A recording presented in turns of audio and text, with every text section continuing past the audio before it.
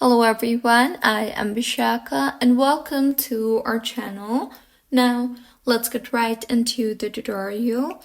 To add your GCash account to Apple Wallet.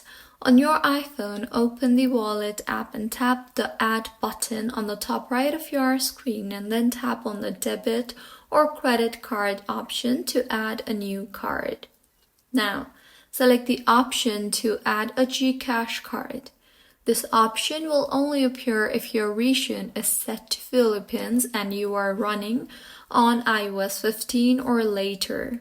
Now, follow the on-screen instructions to link your GCash account.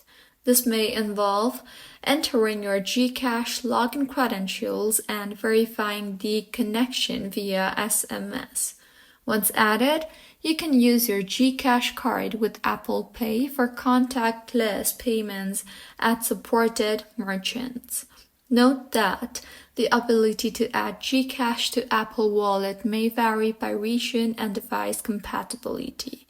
So, this is how you can add your GCash account to Apple Wallet. If you find this tutorial helpful, please like the video and do comment if you have any queries. Also, do subscribe to our channel for more helpful tutorials like this. See you on the next one.